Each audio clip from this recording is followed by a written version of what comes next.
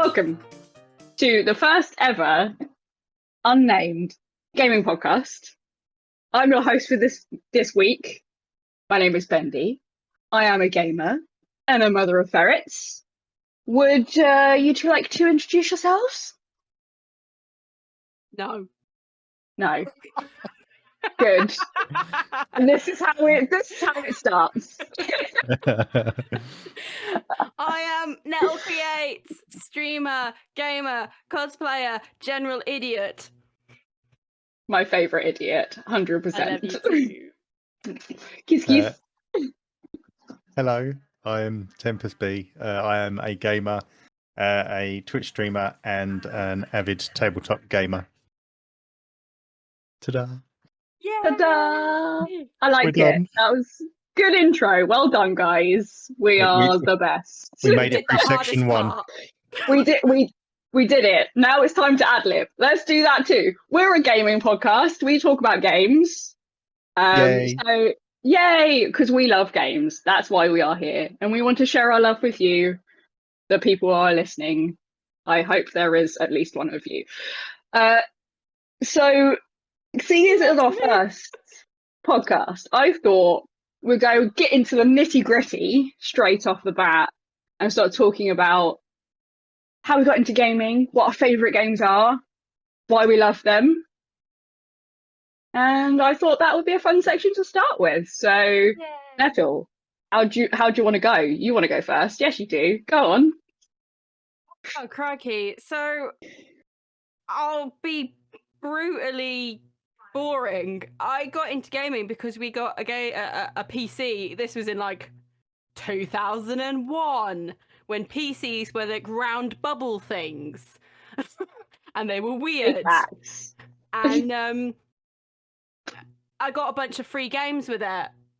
We got a bunch of free games with it from an unnamed PC store that may now probably also doesn't be exist affiliated anymore. with an Indian dish. I get it. Exactly. And yeah, we got a load of free games, and I played all of them. The first major one I played and got absolutely addicted to was a game called Midtown Madness, which was this weird little racing car game where you basically raced around various different tracks, and you could also just free drive. It was bizarre. I got so addicted to it, my mum took the CD away back when you could only get games on CDs, people. And Hey, Nettle, your age is showing. Shut up, man. Seriously. Says me. Don't start with age. I was going to say Tempest can go back to when everything was cartridges. Wait, so can I. We're actually not that much older than each other. That's the thing. But, yeah, and then it went from there, and I got a PS1 and a PS2, and then the world was my oyster. Then you my have mum them never all. took a game away from me again. That is just the highlight of adulting. Not Absolutely. not having your games taken away and having your own internet. My mummy can't take me out of my Steam account.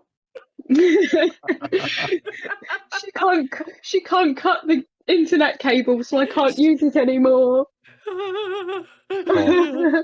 Imagine It just happens. unplugging the internet cable. Oh, it happened. Yeah. Oh, why? It did cost a lot of money back in those days, though. So, what's your all-time favorite game of all time? My all-time game of all time. Of all time. Of all time in the universe is In the universe. Tomb Raider 3. Tomb Raider 3. Yeah. It's a good one. But It's a why? classic. The combat was excellent, the movement was excellent, the story was brilliant, and it did have updated graphics from 1 and 2. Obviously not now, but when it came out, the graphics were really good. Did you still have tank controls in that one? Did it have what controls? Tank controls. No, I can't remember. Don't know. Let me Google that. I know you did definitely in the first two, question mark. I'm testing knowledge now. This is what a host You does. really are. I mean, you're asking me stuff that I don't know that much about it, but it's purely Right. one that I played. You just loved it. It was good. Yeah. Wait, is that the And one the where you can music. put the butler in the freezer? Yeah. Oh, you boy! Yes, boy! such a good one. Love Were it. you a Tomb Raider fan if you didn't trap the butler in the fridge? I don't think you can call yourself a Also, Tomb Raider fan. were if you you a didn't do Tomb that. Raider fan in 3? I can't remember if it's the same 1 or 2, but in 3, if you didn't blow her up by forwards, backwards, side to side, and then I can't remember what the next button was, but you could blow her up. Like Yeah. cheat code, wasn't it? And then Yeah, cheat codes. Cheat codes are the best. Cheat Why codes. don't we have cheat codes anymore? That might have to be a section at some Because point. everything is online. But Yeah. we digress. Oh. Mods, baby, that's the new cheat code, right? Yeah, pretty Yeah. much. So if you had like the time, would you just go back and play Tomb Raider 3 today, now? Yes. Yes. Without a doubt. Amazing. Good stuff. Tempest, hello. what? Please tell us about yourself, your gaming history. Well, I've been gaming pretty much since I can remember. We had the original Nintendo. I've literally grown up with pretty much every Nintendo console. I've had every iteration of the PlayStation. The only version of the Xbox I've not had has been the original Xbox. I've played the Sega consoles because, like, strange enough, my cousin was the opposite side to us. We was Nintendo and they had Sega, so I got to play it quite often, going to their house weekly. They are the best kind of families, the ones that have one side has Nintendo, the other side has Sega. Yeah, so it's like I've been able to play with the majority of games available on most consoles. I've never really been a PC gamer. I have started to play more since I started streaming, and I would say probably since I met Nettle. Hey, hang on a minute. She pulled you into the PC master race and was like, you're here now. Phasmophobia was me dipping my toe into the water. Yeah. But yeah, I've been playing pretty much since I can remember, and on like pretty much every console available, I've at least had a good run on. But yeah, and it's just where I am today now. It's never going to stop, I don't think. Good. I've got the Switch. I've got the new Xbox. I've got the PlayStation 5. I can't help myself, unfortunately. That is what I like to see, and don't apologise for wanting them all. Because let's be fair, we all would. Us all in this Discord chat, we would all have them if we could. I know I certainly would. I mean, I've been quite lucky to have got both the Xbox and the PlayStation on day one. What? I know. Boy, that's impressive though. At least you're not on like one of these like fanboys. That's you have to have the PS5. You can only have one of them. You can only have Xbox. Like I don't care about that. I just if want to play like games, you like games, right? Yeah, exactly. That's a good attitude. Love it. But the thing is, both consoles have got their pros and cons, so it's not going to matter really at the end of the day. I mean, yes, I will say I probably play my PlayStation more than I play my Xbox, but that doesn't mean I don't play my Xbox. It depends on where your friends are playing. Yeah. So most of my friends play on Xbox, so I'm going to play more on Xbox. But if you love the Sony exclusives, you're going to want to buy a PlayStation. Like that's the crux of it, really. 100% agree with you there. Like the PlayStation, like from seeing the things that are coming out, and that the PlayStation hands down have got some of the best games like coming in the next couple of years. Like they literally blow my mind. I can't wait to play them. But then you look at the Xbox, they've got their Game Pass. Yeah. Probably the best value for money in gaming at the moment. 100%. Yeah. And absolutely. And I love the fact that all of their like console exclusive stuff pretty much goes on the Game Pass day one as well. Yeah. So they're probably losing out on a little bit of money because they're not having people buy this game full price on like when it comes out. But at the same time, you think about the amount of people that probably pay for the Game Pass monthly is it probably earns them more money that way than it would just trying to sell the game. Absolutely. But yeah, I'm not fussy about where I play my games. Yeah. As long as I play games. Just checked as of April 30 million subscribers of Game Pass currently. From April, that's April 2021. That's insane. That's insane. You think what was it a month? I think it's like £14 a month for Ultimate. Yeah. So even if only a million of them have Ultimate, you've still got 29 million paying what, $8.99. That's a lot of money. That's probably why they couldn't buy Bethesda for as much as they did. But that's what I mean. It's not about them selling the physical copy of a game anymore because they've got this. It is pretty much a rental service at the end of the day, isn't it? As long as you're paying your subscription, you're renting these games. Yeah. But like I said, 30 million people. That's more than enough income to pay for these AAA games that just go day one. Like you think Halo's coming out soon. And people that are just going to play that because it's on Game Pass. Yep.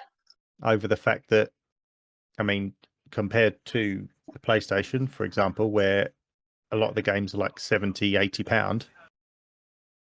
If you want to play those games day one, you've got to pay that money. So, being sort of like, I guess, devil's advocate for PlayStation, which I am not usually, their games are worth their £70. Yeah, I'm not saying they're not worth £70. Yeah, because they have their massive exclusives that I desperately do want to play and haven't had the chance, like your Spider-Mans and your Gods of War, and I not Last of Us, but I don't personally want to pay that, but it is like a massive thing and people love them. I mean, you are absolutely correct with the fact that they are worth the money. It is just the fact that, like, the price for games seems to have increased quite a lot, quite quickly. And I know we're paying for like next gen consoles and things like that, but I kind of worked it out. I think it was like, if I paid full price for like 6 games or 7 games, I've paid for my PlayStation again. Yeah. Oh, oh yeah. Never thought of it like that. You know what I mean? You've only got to buy 6 or 7 games at their full market price, and you've bought yourself another PlayStation. It just, I mean, like I said, I'm not worried because I know the games are worth it. Yeah. And I'm going to play them. If I really want to play them, I will play them. It doesn't bother me. But it just makes me laugh that I just thought about it the other week, and I was like, that's a sad number to think about. And it's like that's only 7 games. Yeah, like you could have 7 little discs on your shelf, and it's the same price as the whole console itself. Yeah, either your mini fridge or your modem under your TV stands. Yeah. Right. Yes, I feel that's a subject for another time. Later, yes, a later podcast, because there is maybe definitely a heated debate on that one. Yeah, I've already sent us off on a tangent, and that wasn't even part of what you was asking me about. No, that's good tangent. I liked it, but you're gonna have to tell me what your favorite game of all time is. All-time favorite game of all time. All-time favorite game of all time. Right, this is difficult. It's difficult because I've got a list in front of me. That's how bad this was. I wrote a list. If you can't think of just one, give us your list. Allow more. Go on. Yeah. Right. Go on. I will. No, I don't want to break it into categories because we'll probably go through this another time. Categories. Well, no, I'm just saying because, like, in my head, I was like, right, favorite game as a child, favorite game series, favorite game now. You know, that's what I'd worked Yeah, out yeah, as. yeah. That's Because- a pretty good system. Because the way I look at it, my favorite game from my childhood isn't necessarily my favorite game now, just because of how the games have evolved over time. You know, and it's hard for older games like that to compete with things that are out nowadays. You know. Yeah. Yeah, I understand that. But I will put it into one. I will give you your one game. Okay, because next and- time we can talk about Yeah. favorite games Um, from those different eras. Yeah, right. My favorite game of all time has to be Ratchet and Clank Rift Apart. Really? I thought it Yeah. was going to be a Ratchet and Clank. That's the No, newest I one, didn't right? realise it was Yes. going to be the newest one. I've Nettle heard that it is fantastic. Yeah. It is really Really good. good. Now, It's I'm- really good. I'm kind of going to belay into that series thing because the Ratchet and Clank games are my favorite series of all time. Yeah. Yeah. I love every single one. When I was 17, I fobbed off a driving lesson to go and buy the game. I remember you saying this on the stream. I mean, priorities. Yeah. You had them correct. Campus has But definitely yeah. got them, yeah. I've played every single Ratchet and Clank. I love every single Ratchet and Clank, and I just think, like, yes, people might frown at my choice, but just because of my love for that series, I mean, those that have played the game will know how good that game is. And I think it was the first time playing a PS5 game that I actually felt that the console was going to be doing some wonderful things. Just because of the That makes absolute sense to me. Like if Yeah. you absolutely love a series and then you have this new console that you've bought and it hasn't really got too much on it that's challenging it, and then you buy the newest game in your favorite series, Yeah. and it lives up to everything. That makes so much sense to me. Yeah. I've not played any, so I'm sorry for Oh, that. you're not. No. No, I mean they are a fantastic series of games. They're so funny, they're so clever, and just the game mechanics are fantastic. But like I said, I might get frowned out of that just because. I mean, I feel part of it is because it's a game series close to my heart, and there probably are games that I will talk about in the future that others will say, "Well, that's a better game than that." But again, this is what these discussions are about. Everyone's got different opinions. This And is we my would like- personal favourite game, though. It doesn't Yeah. matter about anybody's No. opinion on it. But we would like to hear your opinions in the comments. Let us know what Yay! your favourite game of all time is. Absolutely. But Do first, that. before we do that, because somebody hasn't answered, Bendy. It Yeah. me? Bendy. It me? Bendy, We how did need to you hear get from into you. gaming? Me? Well, Hey. I have pretty much the same as you, Tempest. I've been playing games since I can remember. So I've got two older brothers who are very much into games. So we've gone through all the Nintendo consoles, every single one of them. We also had Sega's too, as well. And as I grew older, I always kept with Nintendo. So got my DS, my 3DS, and my Switch. But then as I got into sort of buying my own consoles, I went for Xbox solely for Halo because I loved Halo Combat Evolved. I played it with an X at the time, so that at that point I bought an Xbox and then bought that, and then every time since I've wanted to buy the new Halos, therefore I bought the new Xboxes. And here we are with my Series X, waiting for Infinite to come and be good. Please be good. I beg know, of you to be good. What you were saying about Ratchet and Clank is I'm the same with you with Halos. I've never played a Halo. And I get why. If you've had PlayStations most of the time, you can't just jump in. I've been playing Halo since Halo came out, and it's a big arcing story, and you'd have to go back and play jank to get to where you are now. And I would find that really difficult for anyone to just jump in and go back and play 15-year-old, probably even more than that game. No, it is Yeah, no, it would be 15 because Bungie just had their 30-year anniversary, 20-year anniversary. One of their years anniversary. Do my research. I should know Bungie's anniversary. This is poor showing from me. 2001. 20 years. 20 years. 20 years. Jesus. Whoa. Yeah, so you would have to go back and play a 2001 game and then all the subsequent games to get to a point where you may enjoy, and it might put you off because you are playing a 20-year-old game. I totally understand. I don't understand why not everyone gets it, but I played it with friends and then I carried on playing it with friends until I will eventually play it in co-op with my friends when Infinite comes out. So that's it. That, however, is not my favorite game. I'm gonna take a guess at your favorite Go game. on. And I think Go it's gonna on. be one of two things. It's either gonna be a Zelda game or it's gonna be an Assassin's Creed game. Oh, you are on the right track there. I'm gonna go with the Zelda game. Yeah. Can you guess which one? Ocarina of Time? Oh, you're so close. Oh no! My favorite game of all time is The Legend of Zelda Majora's Mask. Majora's It Mask is so good. I have completed it 100%, all the masks, about 50 times. I would say that that's an exaggeration, but it's probably not. That game still holds up, except for the fact that they ruined it when they remade it for the 3DS, but I won't get into that.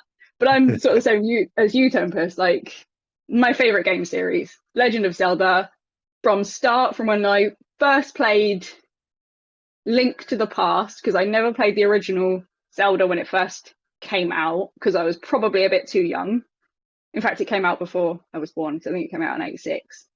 But when I played Link to the Past, when that came out in the 90s, I went back and played the original Zelda, and then I've pretty much played every single console Legend of Zelda that they've released. And it has this dear place in my heart. And I would have said Breath of the Wild, but there's just something about Majora's Mask, and I think it's probably where my emo started, because it's darker. Because it's darker than any of the other Zelda games, like any of them, even if you include Twilight Princess in this, but it is quite dark as well. This is like the most dark game, and I played it like in my tweens, so still quite young, but not quite a teenager just yet. And I'm just like, it's so dark. You come at it from an adult point of view now. There's a city that's going to be destroyed in 3 days. How more dark can you get? Just sitting watching the moon fall. Oh, yeah, such a good game. I've seen a lot about that game and a lot about the Zelda series, but another confession I have is the only Zelda game I've ever played and completed is actually Breath of the Wild. Breath of the Wild, though, is incredible. Oh, absolutely! It's on my list of favourite games in front of me. So I can do one worse than you, Tempest. I've never played a single Twilight. One. No, I've only ever played Twilight Princess. Well, there is nothing wrong with Twilight Princess unless I think there's a fair few people who might disagree with you on that one, but if you look at Zelda games, the top games on people's lists are Ocarina of Time, obviously. That is usually people's favourite. Then Breath of the Wild, and then probably Twilight Princess. I think it's probably usually third or fourth, because Wind Waker and Twilight Princess are usually around sort of the same. So Twilight Princess is a very, very good game. Very good game, except when you play it with motion controls. But nothing's good with motion controls, so except Breath of the Wild, because they actually did it good. Well done, Nintendo. But I have to admit, I'm a massive, massive Zelda fan, but I've never played any of the Oracle games, which are for the Game Boy. And I only played Link's Awakening when the remake came out. So, you know, we all have our faults. But I can still say that's my favourite series because it is, I could play those games. In fact, I've started playing, well, we'll get back into, actually, let's do a segue. Oh, Let's do a segue. no. Before you do a segue, this is the ultimate question for you. How For many me? characters, how many characters from the Zelda series have you cosplayed? Okay, well, there's 2, 3, 4, 5, 6. 26. What? 6? 5 of them being we're gonna get them named. Zelda. I was gonna say 5 are Zelda, 5 different Zeldas. So I've done, well, technically I've done Hilda, but she is basically Zelda from the Dark World.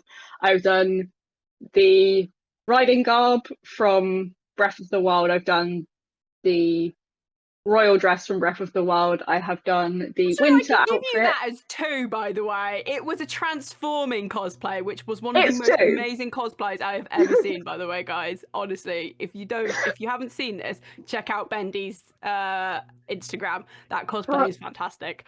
You can't see me hiding my face from your compliment. Like, thank you. Arguably, though, I can hear the blush. My Winter Zelda is the better. I think the Winter Zelda is the better cosplay. They're both gorgeous. And so that's 2. And then I've done Young Zelda from Ocarina of Time, and then I've done Mifa. Yes. But I have a plan in my life to make sure I do every single Zelda outfit that there is, and there's about like 30 or something, and that won't include like the new one, Breath of the Wild 2. That will add probably about 10 more. just a small backlog then. Yeah, just a tiny backlog. I mean, she's the top princess. She's right. My segue. Was a segue, but I feel like it was one that we needed to know about. So let's get back into it. I had the good segue. You've now ruined that, but it's fine. Let's talk about what we're playing, you guys. What are we playing? Tempest, what are you playing? Oh, well, what am I playing? Right, okay. Well, I'm terrible because I am a creature of habit, and I have been playing Overwatch since it was released. And that's I had about 6 months break recently, but I've just got back into it.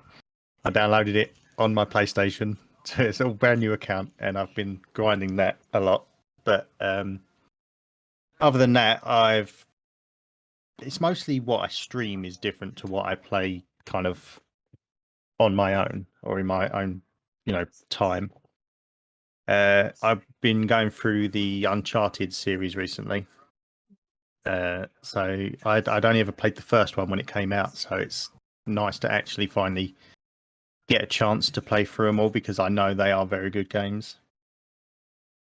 And are they not redoing them for the PS5? They are redoing the number 4 and the Lost Legacy one. That's it. So they're not remaking the first 3; they're just doing the 2 that was on like on PlayStation 4. Yeah.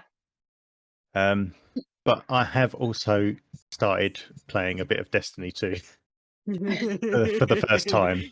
So is that a little Nettle influence? There may be some influence there, yes.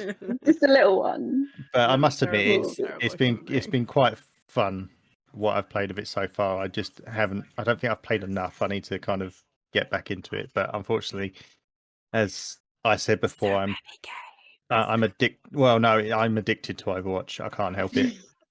I mean, I literally have. I have a sleeve in the works at the minute for Overwatch, so it's part of me. It's part, absolutely. Yeah. So who do you main, or do you just float between peeps? I will pretty much play anything. I'm not the best DPS. It turns out I'm actually a tank main. I didn't realise. I thought I was support, but Blizzard have other ideas. But I mean, my favourite, who I will pick over anyone at any time ever, is Anna. I just can't get enough of Anna. Oh, God, I love a bit of Anna Amari. Oh, should we talk about a Nettle cosplay here? Shall we? You Which can is- do. Yeah. I think I know Well, which you one you're don't have talking any- about. You don't have it anymore, though, do you? I don't have any of my Overwatch cosplays anymore. They've all been disposed of. Oh, yeah. Oh, Anna got given to somebody else, though. She is still alive, as far as I'm aware. Yes, but you've also done Tracer as well. That was a cute one. I've done a couple of... No, I've done... How? Crikey on a bicycle. How many Tracers have I done? You've done Original Cadet. Rose, so the Chinese one. Yeah. Spray painting one. And her Jingle, her elf Tracer. Cool. You've done And more. Anna Amari. You've done more. And Moira. I've done quite a lot of You've done a Overwatch few. cosplays. You had a point there where you were just like Overwatch. Everything was Overwatch. Yeah. You're gonna get back into it? Play with Tempest? Probably, yeah. Probably. You were saying earlier about the games you play on your own are different to the games you stream. And because I don't stream, can you just is it just purely an entertainment thing? You want to play the best game that's going to entertain the most people, and then you play things that you actually want to play? Tell them what you were streaming today, Tempest. Me personally, what I set out to do when I first started streaming was I wanted to play games that I'd never played before. I use streaming as an excuse to kind of finally catch up with games that I hadn't played. Yes, I've gone back and played a few old classics that I do love, like Donkey Kong Country, for example. That would have been mine. Yeah, that was on my list. I've literally given you all my list now, bar one. But I don't mind. I will. The way I look at it is, you should play a game that you enjoy playing when you stream. If someone comes into your stream and sees you sitting there and you're not enjoying yourself, you look like you've got the arse ache or whatever, because you're playing a game you think people will like, but you don't necessarily like yourself. It kind of puts off that I don't want to say like bad personality or whatever, but like the bad like first impression or whatever. So I always make sure that I kind of play something I feel like I'm going to enjoy, and if I don't enjoy it, I will stop playing that game. That makes sense, yeah. Yeah, but because no one's going to want to watch you if you're not enjoying No. yourself, unless they're watching you like you're like an angry gamer, well, and yeah, they're watching you for the rage. I am that, but no, it's like I did before. I started to play Kingdom Hearts 2, and I just couldn't get into it. And I think I played it for like 2 sessions, and then I put it away just because I was like, I'm not enjoying this, and I don't want to force myself or other people to sit through it if I'm not enjoying it. Yeah. But to be fair, most games I've played have actually turned out to be pretty good. Like I played Breath of the Wild first time on stream, absolutely loved it. I played the new God of War first time on stream, absolutely loved it, and I kind of kick myself for not playing them earlier. But that's kind of hindsight. But I am glad that I streamed them, because I have met a lot of great people through these games. But as Nettle said, yes, this morning I was streaming a game called The Frog Detective. I mean, please elaborate, because that sounds like a delight. I literally had Frog Detective 1 and 2, and I completed them both within 2 hours. They are little like hour-long mysteries, but it's some of the kookiest stuff you've ever seen. But I found it quite amusing, because the writing was like they was being like quite. I'd say that they was trying to be funny with it, and some of it was quite funny, but a lot of it, everyone in chat was like, "What is this?" And I'm like, "I don't know." But It's a game called Frog Detective. What were you Yes. expecting, you guys? Come on. I enjoyed them. I did. They've got a third one coming out this year. I will get it, and I will treat them all to Frog Detective 3. Thing is, by the end of the second one, we all got so like stuff that was happening. We all got so into it. We're like, "When's the third one? When are you doing the third one, Tempest?" I thought it was quite clever that they set up the like they in both of like the end of the stories, they've set up the next game, so you already know kind of what you're in for, and I thought it was quite clever. But yeah, Are no, they indie they were good. titles? I think so. Yes, they're on Steam. So I might have to check those out. I think it was. So cute. I think it was like it's. I think from what I can remember, like the first game at least, there was only like 3 or 4 people that made it. So it's just one of them ones where it's not a big studio, but I felt they were quite good games. And if you just want something that's a little bit fun to play for like an hour, I would highly recommend playing them. So Sometimes you just need those. What are they? Like palate cleanser games where you can just knock it out in an hour and then go back onto your massive sprawling open world RPG or something. Yeah, well, I must admit I'm going to be doing The Witcher 3 shortly, and I know that is a massive thing. So I think I just needed a kind of something completely different. This is going to be my embarrassing time here. I started it and haven't able to finish it, and Nettle's finished it about 155 times. Me? Blasphemy! Right? I tried my hardest, and it's not because it's not a good game. It is a very good game. I think I started playing it at the wrong time, and then something else came out, probably an Assassin's Creed, and I was like, I want to play that instead. And then ended up playing that instead, and then never went back to it. Oh my god, I don't know how I've been friends with you for this long. Every time I talk to you, I'm like, I really need to start playing The Witcher again, and then I try. So bad. She's not lying. I've completed The Witcher 3 like 21 times now. It's ridiculous.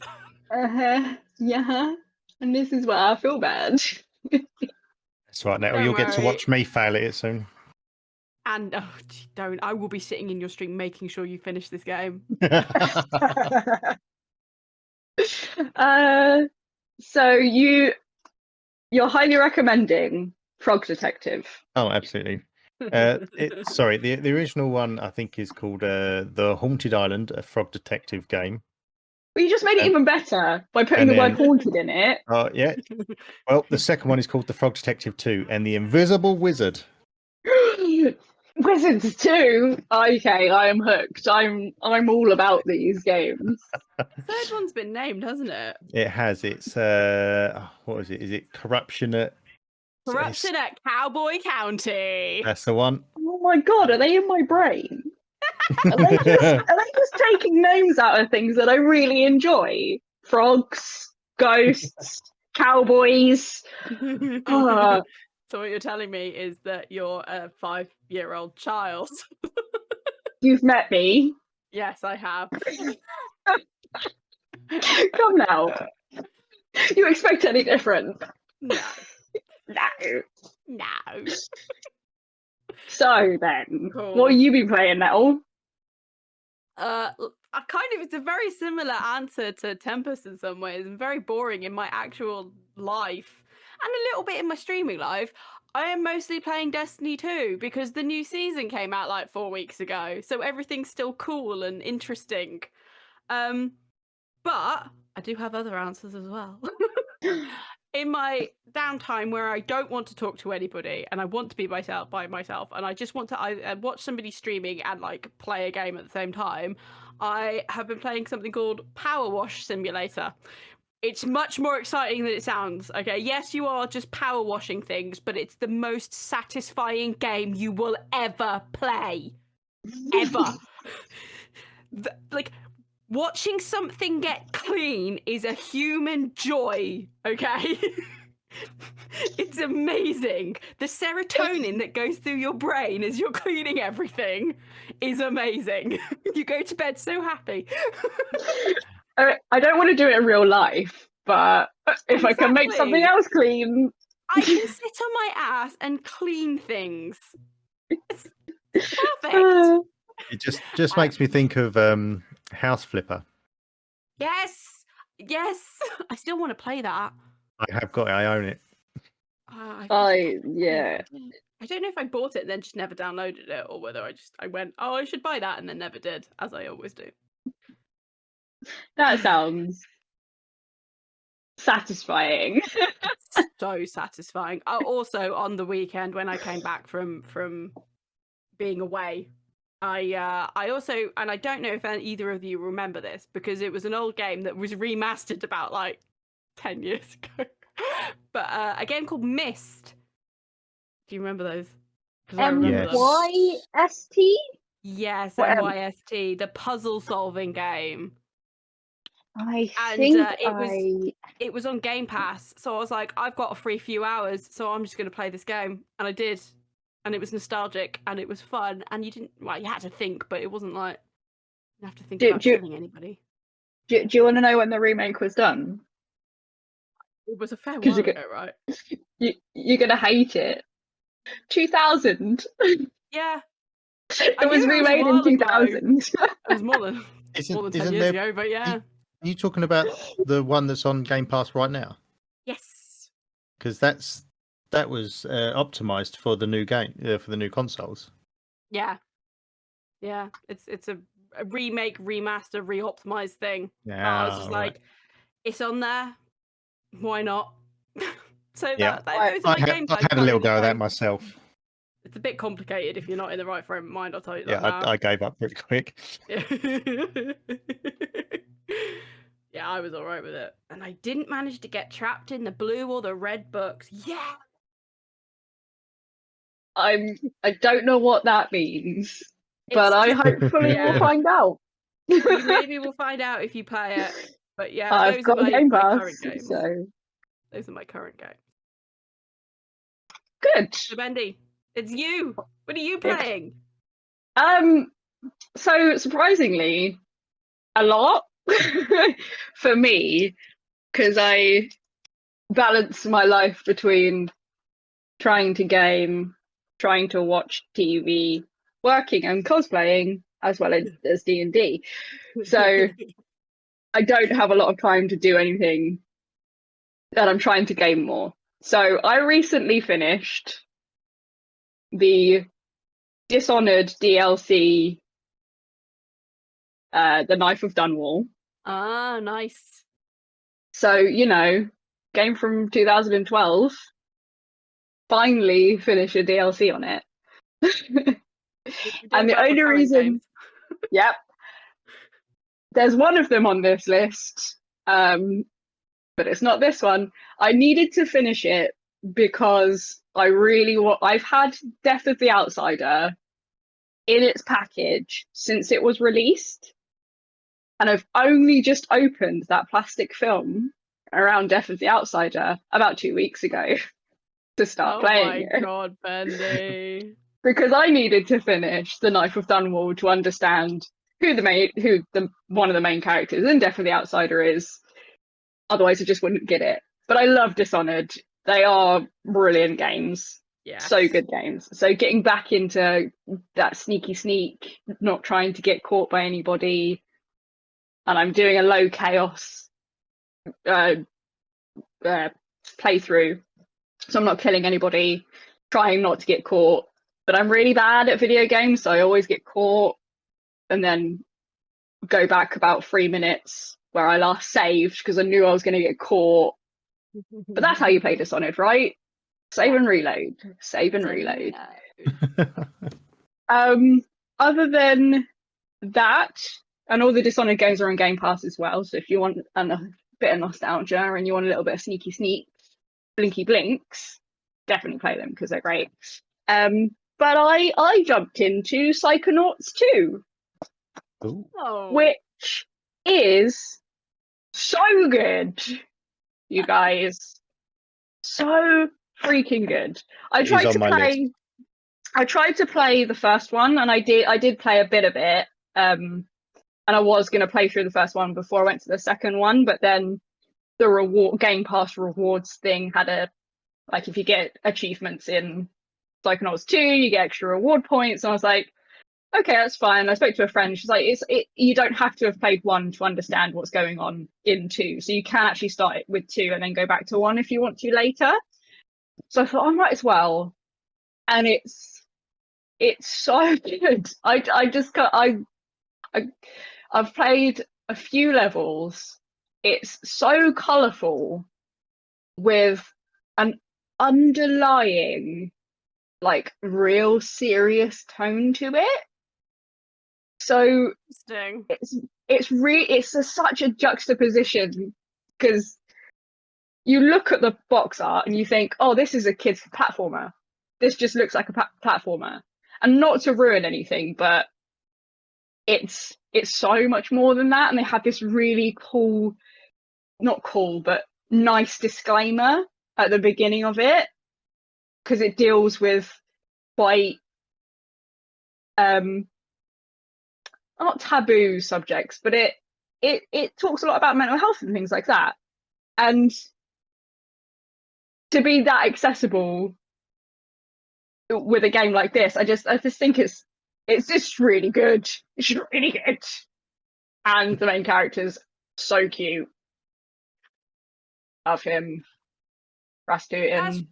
That's really interesting. I genuinely never even thought that Psychonauts would have that kind of, like, I just thought it was a silly little kids game. Yeah, that's exactly what I thought when I first, and it was just you play around in people's minds, but you think about that phrase, you play around in people's minds.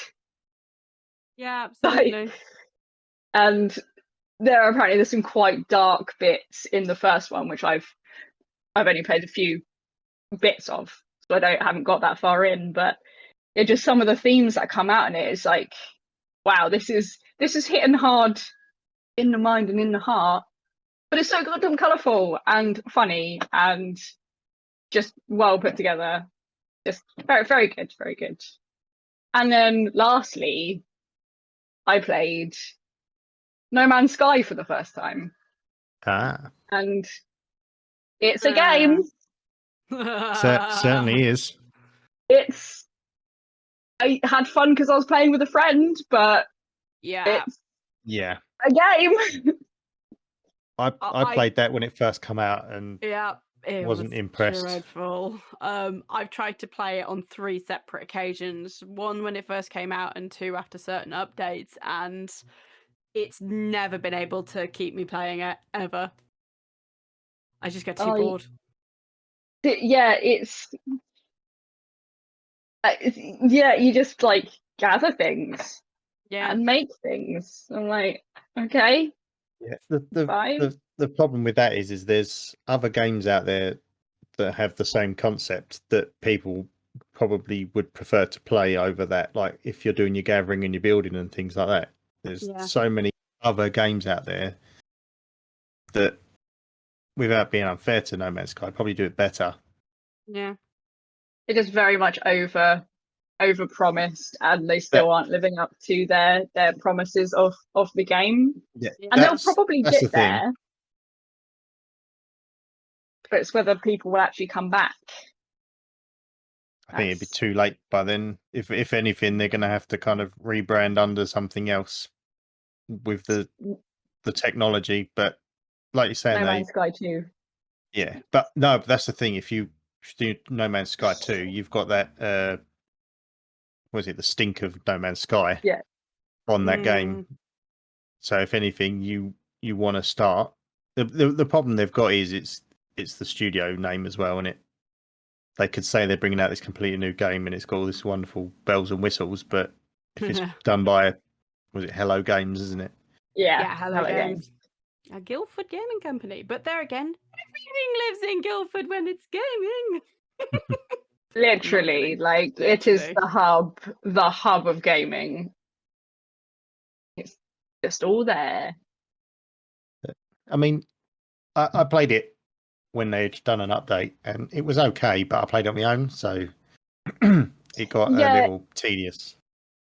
I can imagine playing it on your own, because I was just playing it with a friend and we were just both trying to learn the controls and all those sort of things, and doing dumb things to each other, which made it funny. Like, he trapped me in a Yes. hole and I couldn't get out of my hole, and then he led us on a like an excursion to go somewhere, not telling me that there was no resources over there. So I died right near, because I I didn't have enough resources, so I lost like health because I couldn't recharge my pack or whatever. It was like, oh yeah, I found a load of that there. I could have given you some. Thanks, Jake. Thanks. Bit late I now. died. And then and then he fixed his ship before I did because I had died. Yeah. Thank you, Yeah. friend.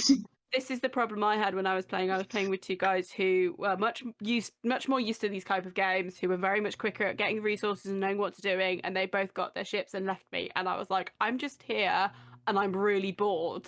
And they were like, oh, you just have to do this, this, this, and this. And I'm just like, yeah, I'm trying to do that, but I'm by myself and bored now, where you two have gone off together. It's like, I might as well not be playing. So They could have at least helped you out before they left. yeah, there's Where no the fuck is incentive the to help your CO2? friends out. Yeah, there's no Yeah. incentive to help your friends out, though. There's nothing there to like go, yeah, help your friend, you get this. Because there's just no reason to do that. So you can play with your friends, but you're more than likely not to continue playing with your friends because you'll be going at a different pace every single time. Unless So- you're like literally doing it all together, like Yeah. step by step, you're getting the same amount of resources at the same Exactly. time. Yeah, it's not on my recommend list. I'll probably play it again because we're going to get a group of people Yeah. together and just like bum about and stuff. But yeah, it's not great. It's not great. I'm with you. Exactly the same thoughts there, Bendy. I'm with you on that one. So that's what we've been playing. So my recommendation personally, and if you get the chance within the week to play Psychonauts 2, please play Psychonauts 2. It's so good. Yes, it's definitely going on my list now. What are your guys's? What are your guys's? Frog Detective, obviously. Yep. Any other things you would recommend?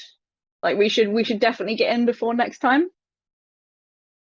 Oh, well, it's technically none that I will start playing this week, and I'm very much looking forward to playing it, and it's had rave reviews, but I haven't played it, so I can't confirm, is Kena and the Bridge of Spirits, which is the hot game at the moment.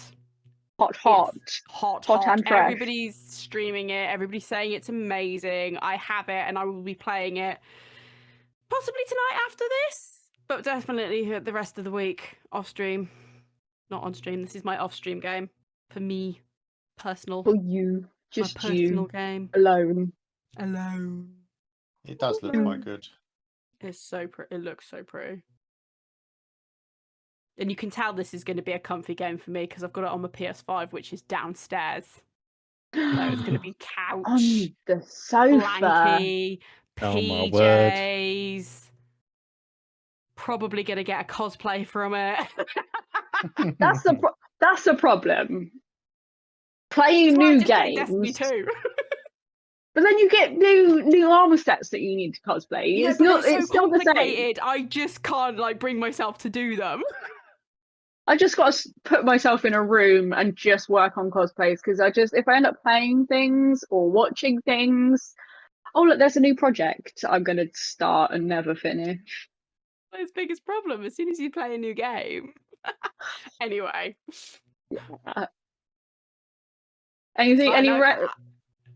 Oh, sorry, Karen. Sorry, I was going to find out by the end of this year I'm going to get Tempest into cosplaying. We've already had his sexy boy cosplay anyway, so. We'll have a cosplay section. I've still got the tights now. It's okay. Yes. So, any other recommendations for you, Tempest?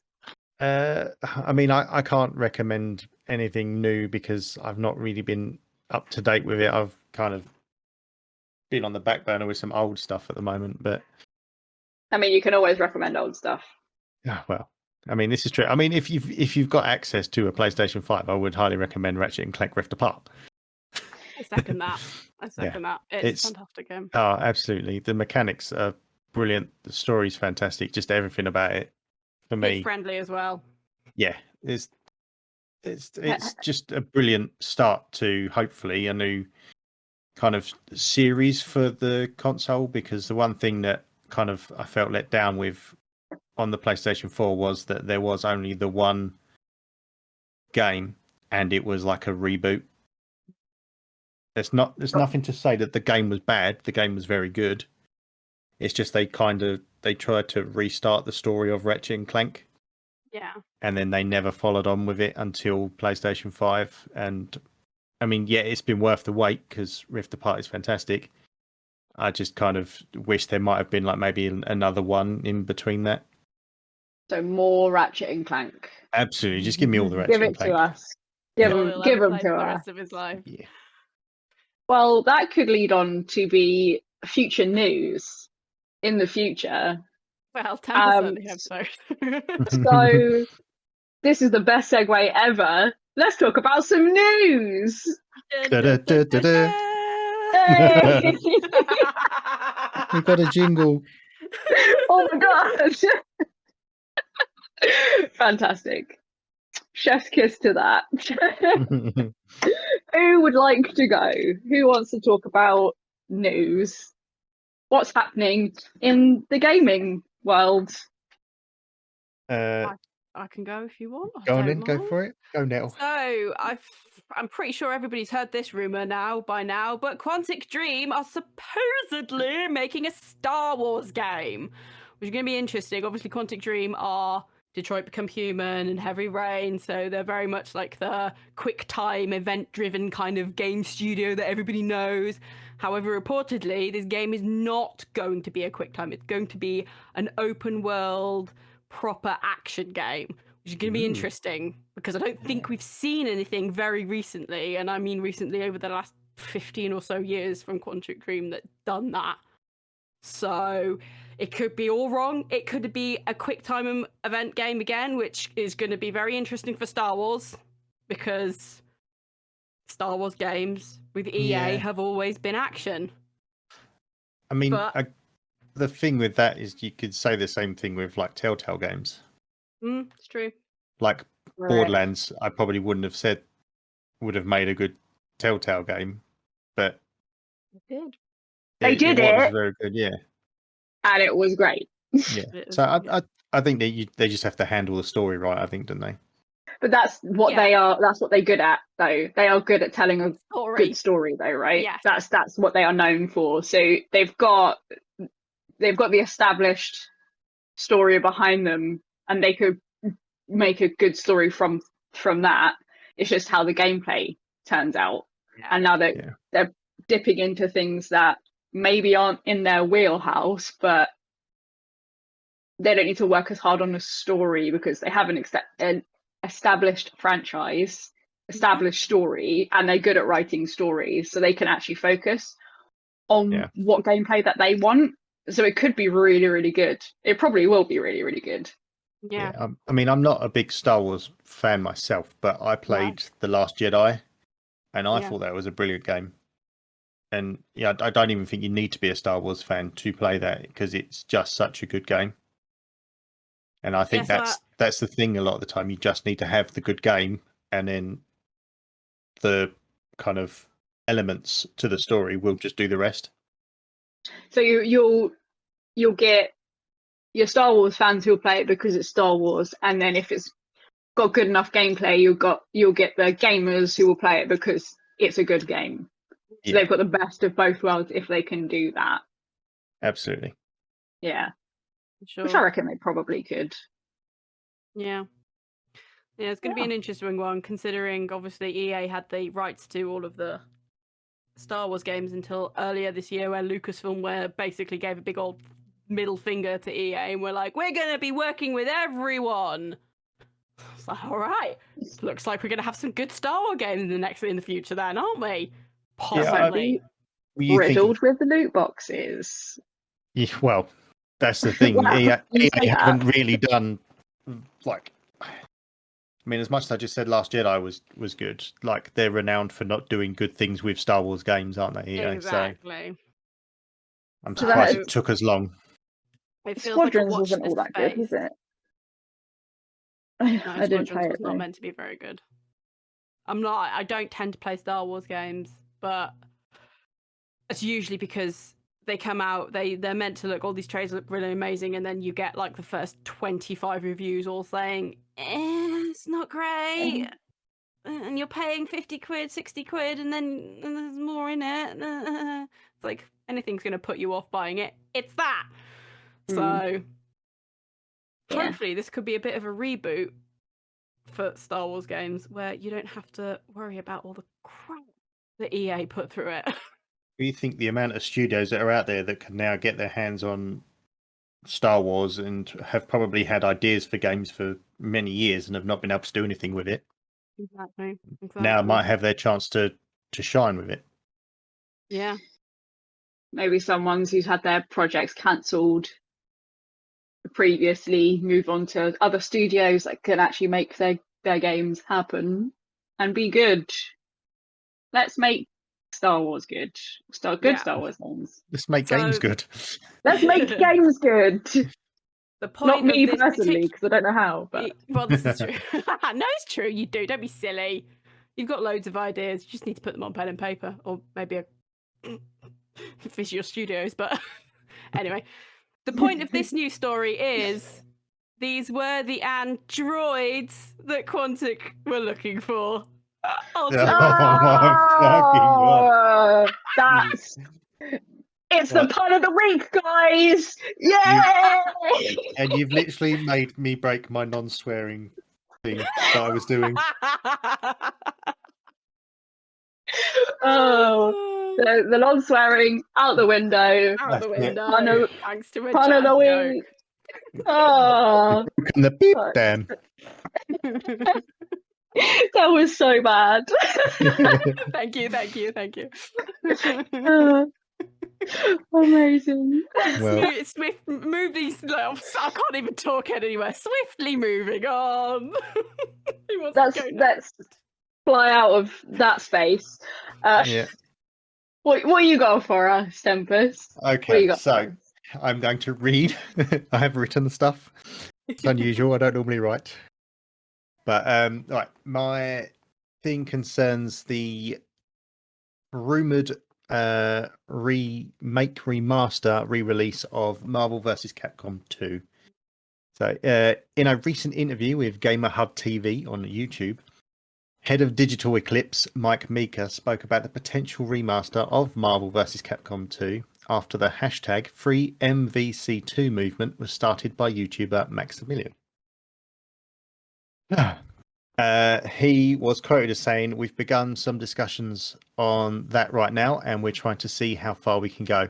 But ultimately, at the end of the day, it's really not up to us. So all we can really do is just make the best case possible and try to make it easy for them and see if they're interested." So there's that. Interesting. Yeah. Are So, they pitching to Capcom? well, like from the information that I did some research earlier. Basically, they lost the what was it? Capcom lost the rights to the Marvel characters in 2013, which is when it was pulled from the PlayStation Xbox stores. Yeah. So obviously those characters could no longer be used in the game, so they had to pull the game. But then since then they've brought out most recently 2017, which was Marvel vs. Capcom Infinite, which got slated. Yes, I remember that. And a lot of people hated it for the fact that there was no X-Men and no Fantastic Four, because at the time they were owned by Fox, who now conveniently are owned by Disney too. Ah. So obviously if Capcom, and at this point it wouldn't be Marvel, it'd be Disney, can agree to get this working, there is a solid chance that a remake or remaster could be in our future, which also opens the door for, as much as Infinite did not do very well, financially that they're probably not even thinking of a sequel. But now that they've got the rights to more or less all of the Marvel characters, I definitely think you'd probably have a better showing in a possible sequel to Infinite. But I suppose at the end of the day, it's all down to whether the companies feel like a remaster, re-release of Marvel vs. Capcom 2 would be worth the money to them.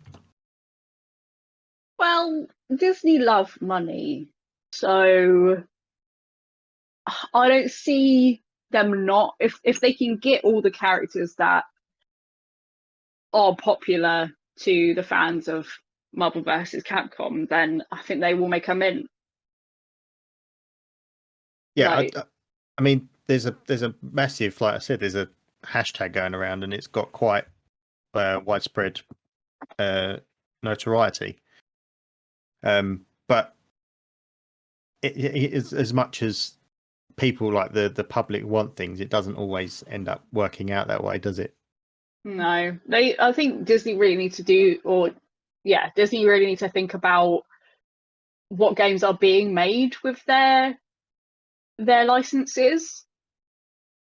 Let's be fair, not a lot of good ones at the moment, and that Wolverine one looks pretty good, and obviously Spider-Man, but you've got Midnight Suns and Wolverine that are coming out, and Midnight Suns is kind of interesting the way they've done it, because it looks like it's going to be like some weird, it's going to be like a action, but it's involving cards and stuff. So yeah, I heard it was like XCOM-esque, but yeah, XCOM, yeah, it's going to be a weird one. Yeah, I mean, what Insomnia did with Spider-Man, I can't wait to see what they do with Wolverine. Yeah, And I think we needed a studio to do something massive with a Marvel franchise, like to finally get like a really good superhero game in almost the same sense that what Rockstar did with Batman. Mm. Mm. You know, that kind of revitalized the superhero games in a sense. The question is though, are beat 'em ups popular anymore? Not PvP beat 'em ups. Yeah, Like last one, what Infamous did well, didn't it? But I don't think the last like Mortal Kombat did well. No, I mean, I think they do okay. The hardcore fans who like that kind of thing will always buy that kind of thing, but that's not what everybody wants these days. You've got to get people who were not previously playing your game in order to make it any kind of smash hit. I just think from thinking back to my childhood, I did spend a lot of time playing Mortal Kombat or Street Fighter. Yeah. Because obviously the other games I had were either like really short or, you know, you couldn't save it. So if you died or you turned it off, you was going back to the beginning again. Yeah. So it just, you know, it didn't it didn't hurt that much to be playing so much fighters, especially with the fact that I was growing up with brothers and sister as well. So it's, you know, but like nostalgia playing Marvel vs. Capcom with my brother and losing so bad. But the time to bring out a Marvel vs. Capcom would have been now, right? Because you've just had Resi 8. Yeah. So you bring in the characters from that in there. It would have been like a good tie-in time. Like end of Marvel's current cinematic universe, new Resi game, Marvel vs. Capcom would have been quite a good time to bring it out. I do hope that they do, but I guess I hope it wouldn't be a remake or it would be a reboot. So it would be like a new. I mean, I think it'd be a remaster, and I think it would be an online only thing. I don't think you'd end up with. I think you'd only be able to buy it from the online stores. I couldn't see it being a disc. No. A disc game, but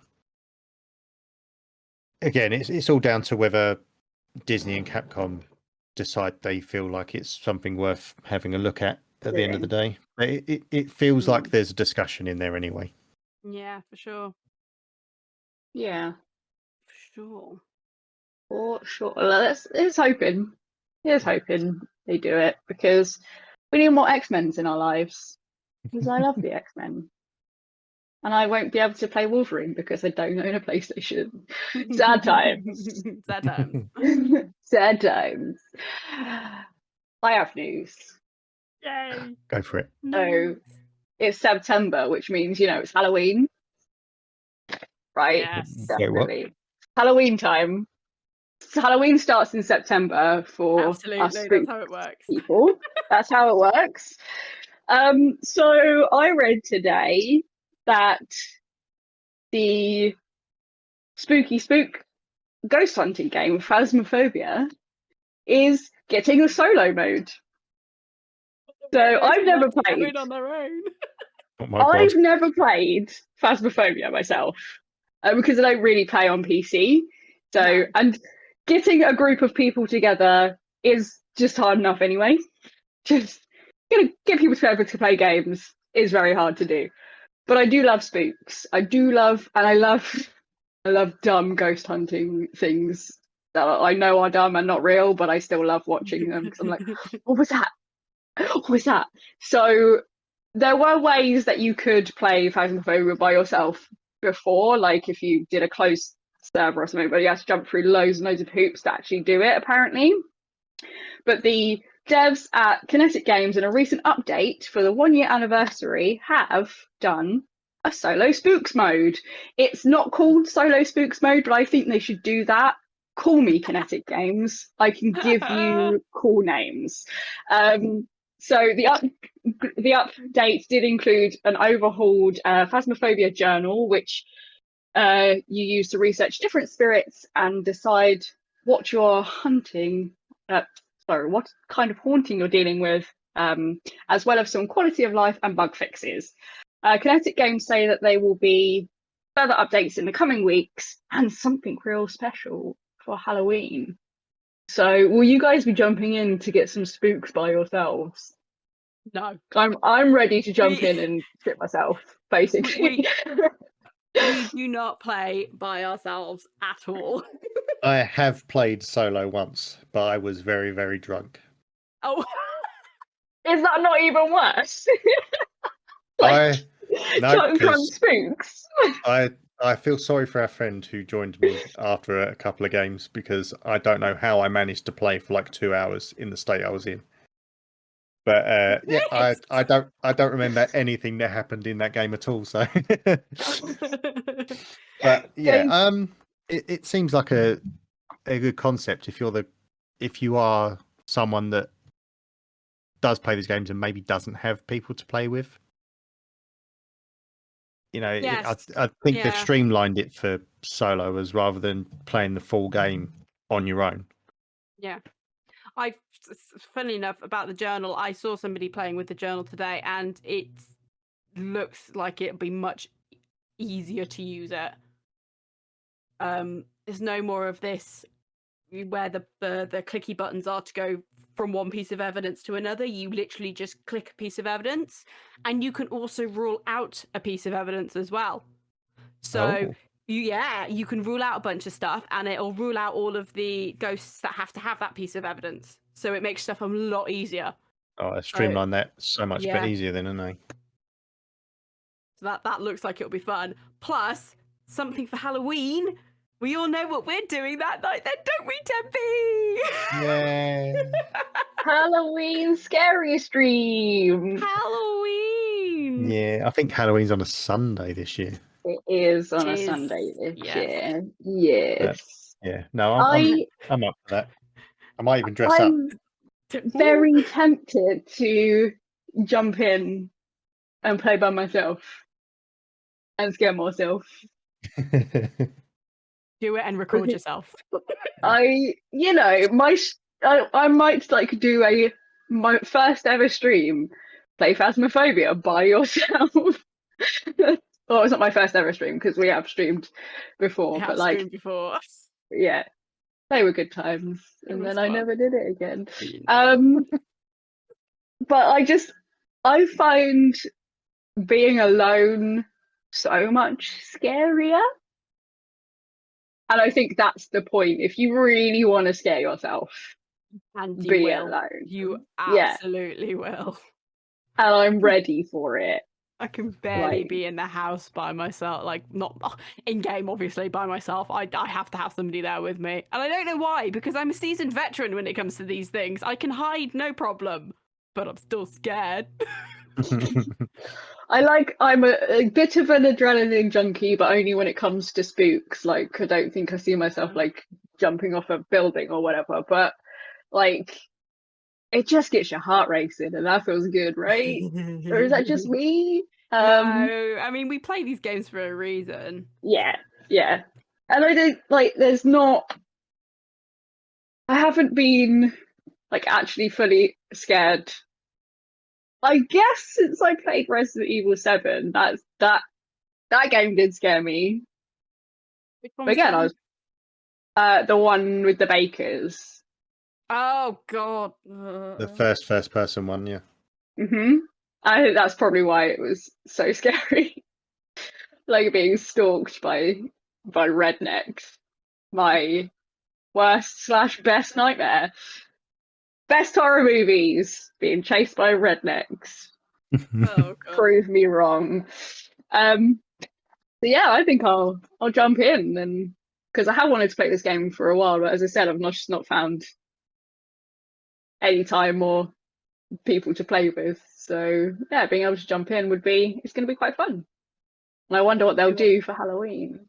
Yes, Halloween I feel is going to be an interesting time for gaming this year. I feel like there's going to be a lot of little indie horror games that do Halloween specials. And of course there are the slightly bigger, not quite AAA, but bigger Halloween games that come out every Halloween. And then and like updates for like your Dead by Daylights and things like that. Yeah. I feel like we're going to have a lot to talk about over Halloween. I promise I won't shamelessly pug somebody's game. Oh, no, you won't. But you should. You should definitely do that. So that's our news. That's our news. But we don't not just going to talk about video games, right? Are we not? We're not. Because, boy, is it tabletop time? Tabletop! Tabletop! Sit back, Nettie. It's good times. Yeah, this is where I get a glass of wine and just listen. You crack my knuckles. Oh, here we go. Right. So I think I did say earlier, I love D&D. Love it. Yay. It's great. So good.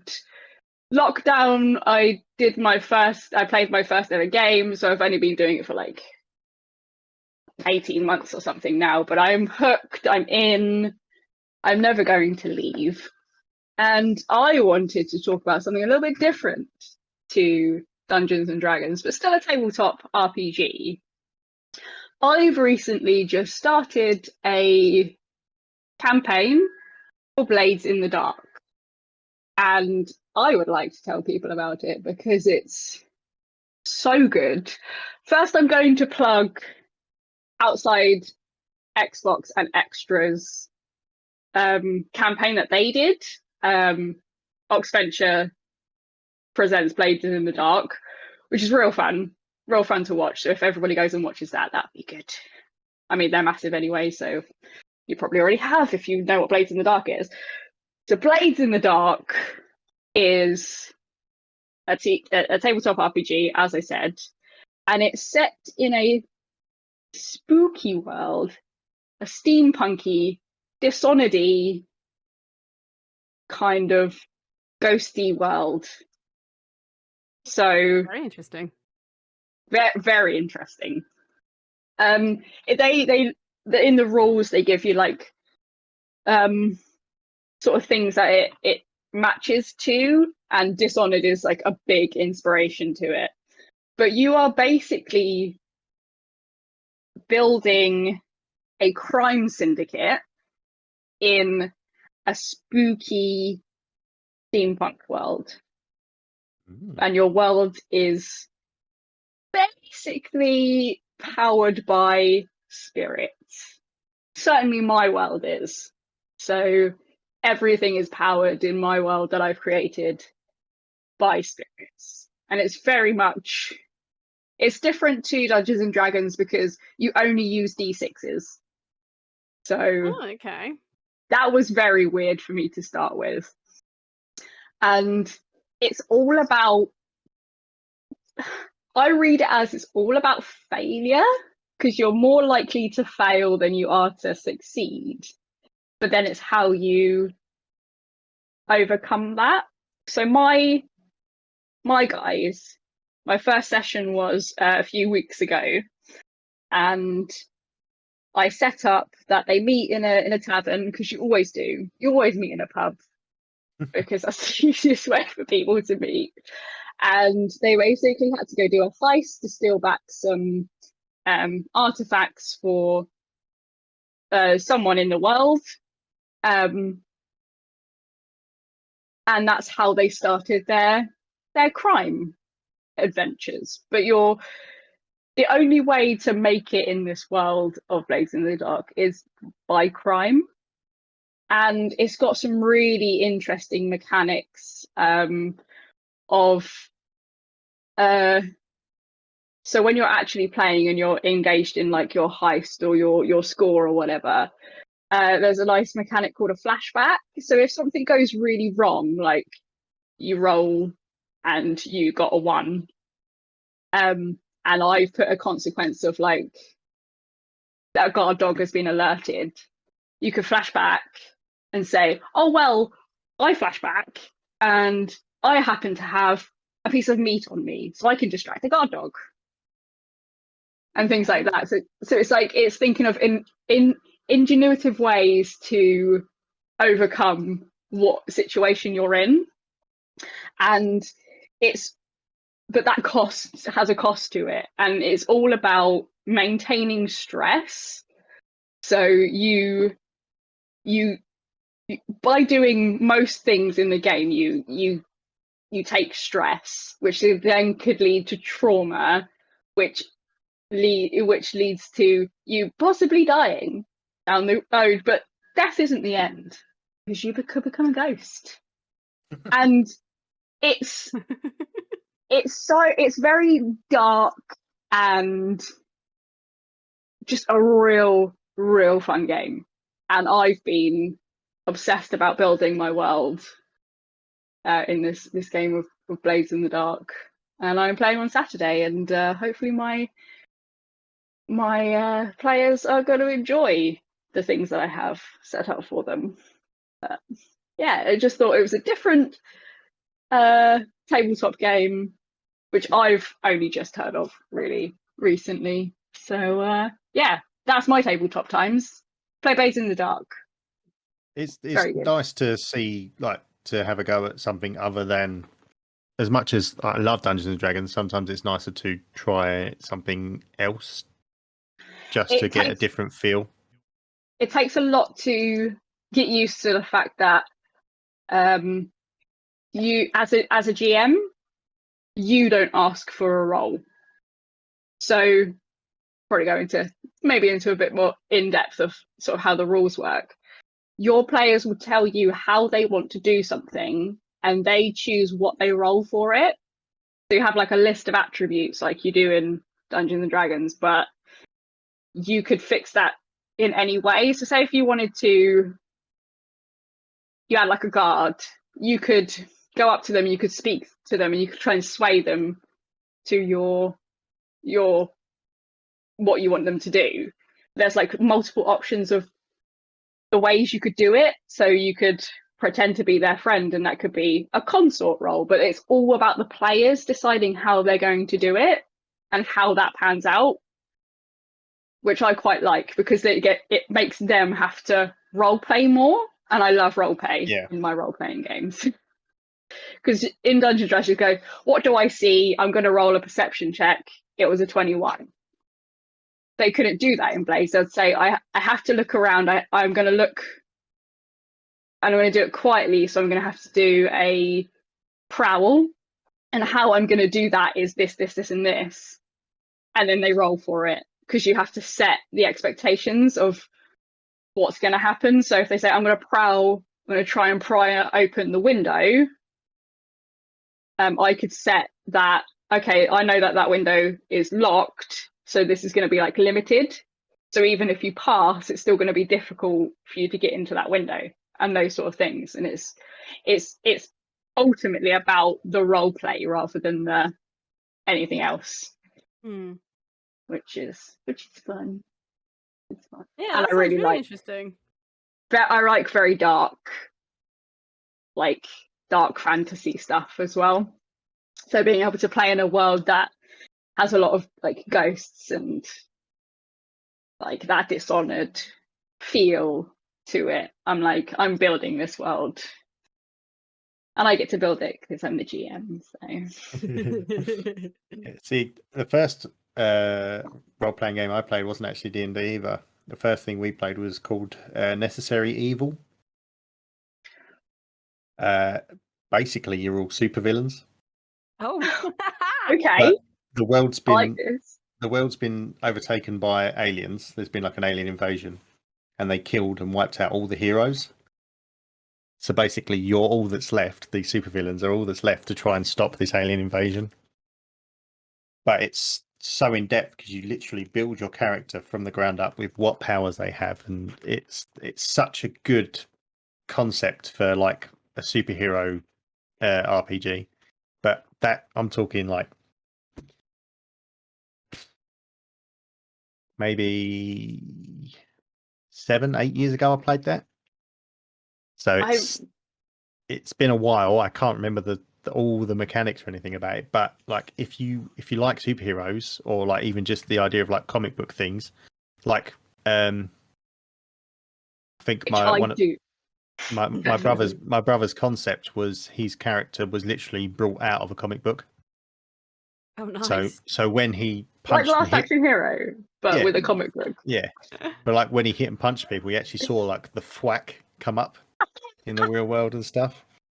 Amazing. But like That's so obviously cool. being villains, we all think we're like the top dog, and it's just like a clash of personalities. But yeah, it's very that I would recommend giving that a go if you wanted to. They've got like a full story for it, so I do want to get into some more, because Dungeons and Dragons is brilliant. Like I love playing it, but I like the idea of other. Just give me role play. I just want to role play all the time. That's what I want to do. And I heard this rumor, or I kind of saw it on Discord.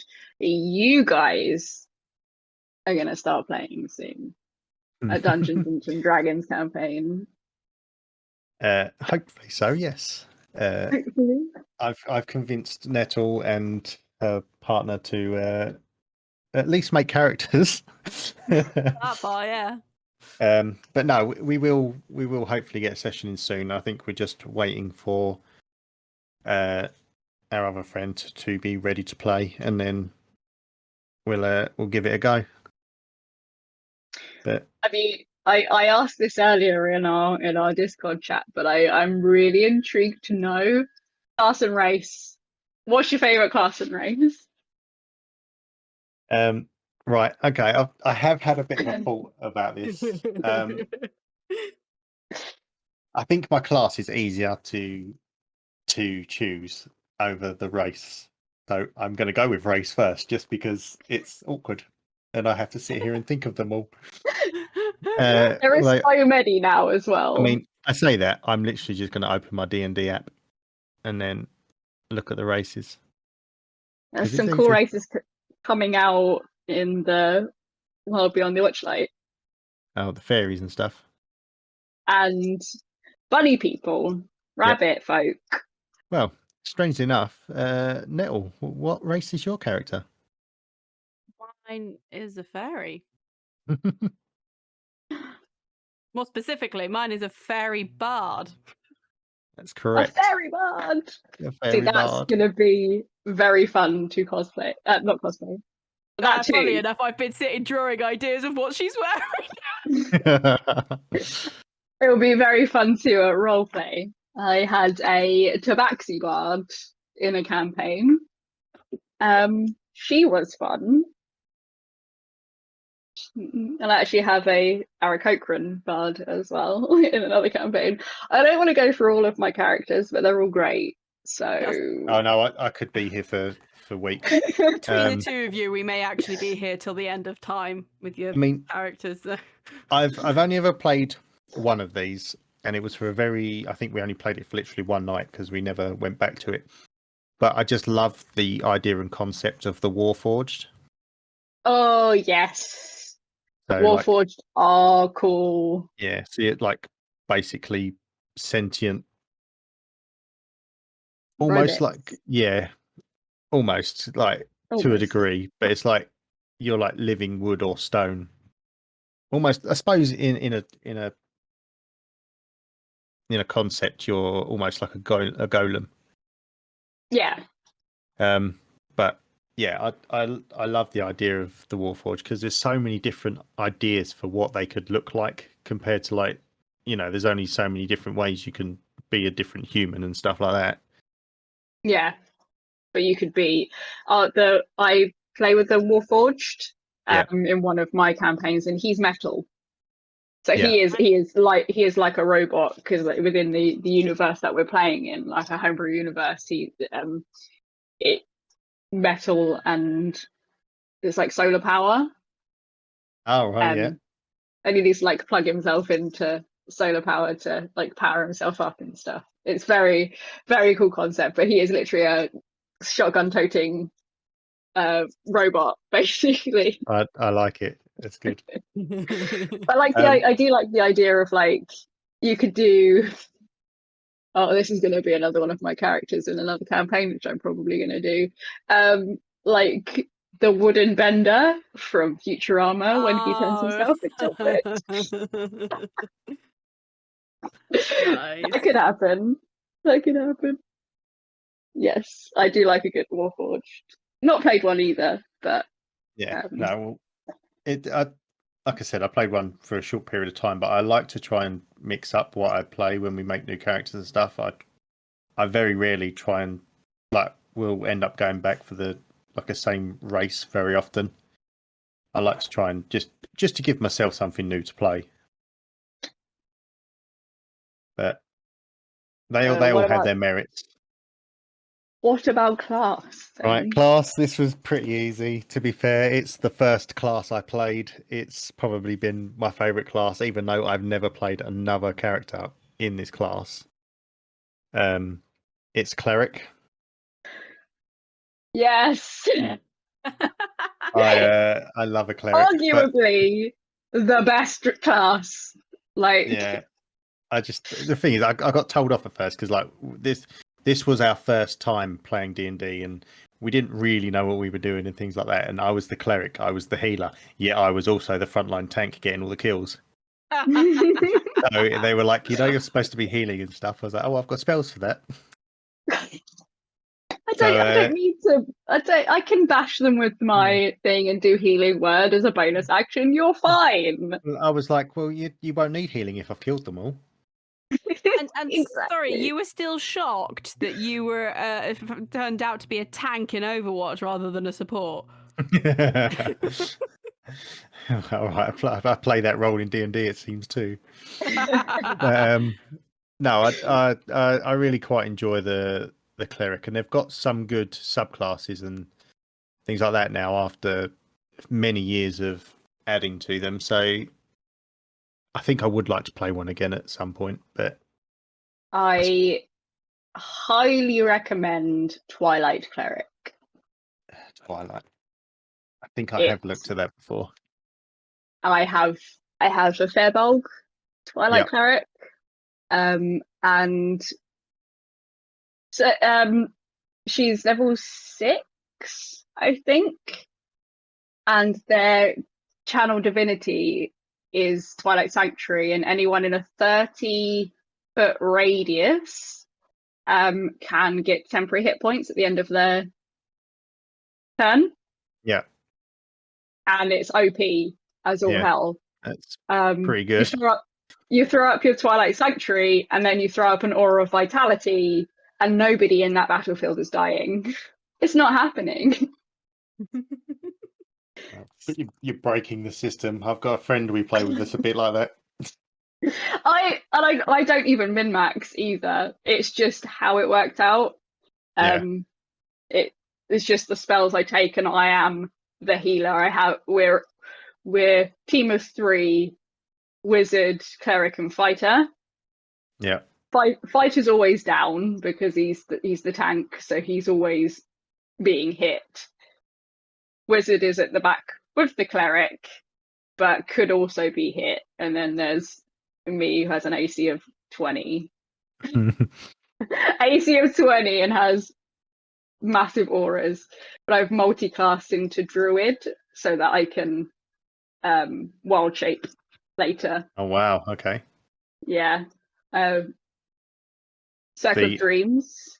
I multi-classed into fighter so I could get extra attacks. Clerics don't get 2 attacks, do they? No, but you could put up a spiritual weapon. I can. The problem with clerics, though, everything is concentration. Yeah. Except spiritual weapon. But yes, Warforged is very good. Cleric is arguably the best class.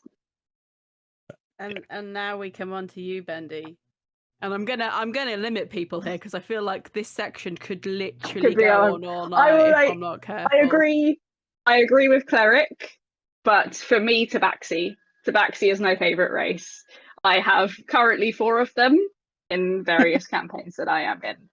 I don't know why. I quite like a Firbolg, but because you can speak to plants, which is nice. You can speak to them, but they can't speak back. But you can just talk to them. That's a nice thing. I think it's when you can kind of gauge what they're feeling, can't you? Yeah, it's fun. I always speak with my Twilight Cleric. I always just speak to the trees just to see how they're going. Did you get some inspiration from a certain D&D show for that? Possibly, and I would love to meet Henry Crabgrass one day. Yes. But yeah, though, so Cleric definitely, and Tabaxi, the cat people, just because they're very dexterous, and I, with my Tabaxis, they're usually dexterous characters. I don't have a Cleric Tabaxi, just a Bard, a Blood Hunter, a Warlock. What was my other one? Can't even remember now. So many. I've played a Tabaxi once. Oh, Paladin. Paladin. That was it. I had a Tabaxi Rogue. That's arguably the best fit for them. And I think I took Scout as well. So it's like my movement was stupid. Feline agility. Yeah, I think I had like 55-foot movement or something. It was just Jesus. Yeah, I could get across the battlefield. It's stupidity. But I mean, one of the things I like about it as well is like I've kind of got one of those broken characters that I want to play at some point. Because I know we've probably been going on for far longer than we wanted to, but D&D happened. Yeah, like I want to make a paladin. Obviously, the problem with the paladin is the armor, and you get disadvantage on your stealth and that to have all this great heavy armor. But what I want to do is make a Tortle paladin because they have a base AC of 17 without wearing any armor.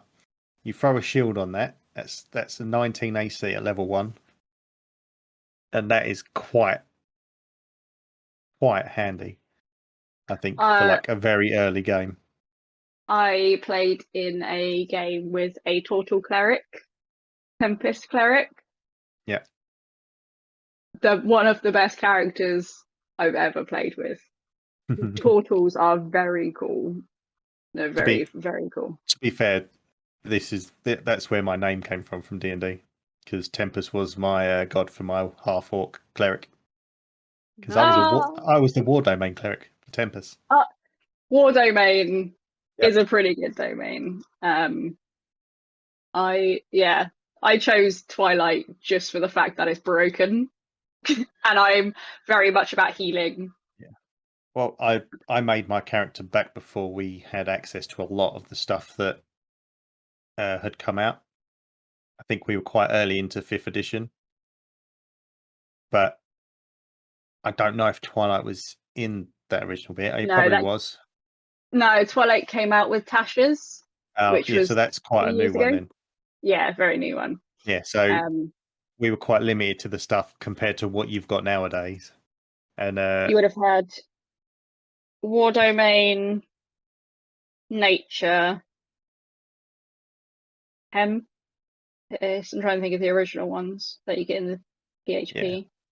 But like at the time, I just wanted to hit things, so so I just went. I thought War would do good. Yes, that's a good one. That's a good one. Yes. Before Nettle falls asleep, though, I can hear her reaching for the buzzer to time us out. that was tabletop time. Yay! We probably won't go into big sections, but I talked a lot about Blades in the Dark, and maybe I'll let you guys know about what happened in my session that I'm having on Saturday next week. What fun antics my guys got up to. But I think that's that. That's bringing to the end this week. That's a podcast. We did it. It is an episode. It's an episode. It's an episode. We did a thing. Thank you for joining me on this wonderful journey of games.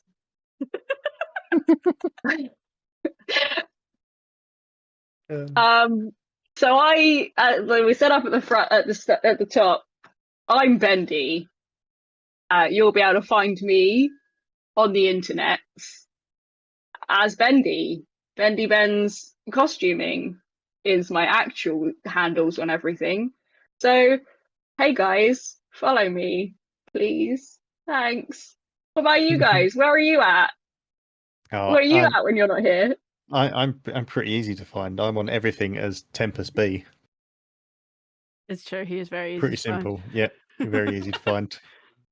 I normally come and find you, in fact. So yeah, it's true. I will find you. I will find you. And I am Nettle Creates, and I am Nettle Creates on everything. Twitch, Twitter, TikTok, YouTube, Instagram, Facebook. I think that's all of them. Because I'm a social media whore. Yay! There's nothing wrong with that. There's nothing wrong with that. So that has been our first unnamed gaming podcast. What is the name of our podcast? I think it's that. Who knows? We're working on it. Gaming podcast. Yeah. I hope you've enjoyed our ramblings about things. And if you didn't, tough, we're not going away. Probably not, no. These episodes are coming out whether you listen or not, so please listen. We get to talk for a couple of hours on a Wednesday. You don't have to listen, but it's there if you want to. Okay, goodbye. And on future episode, we may have some guests. Possibly, yes. Streaming variety. Indeed. Yeah. Come back. Okay, is that it? Are we done? That's it. Yeah, I think we're done.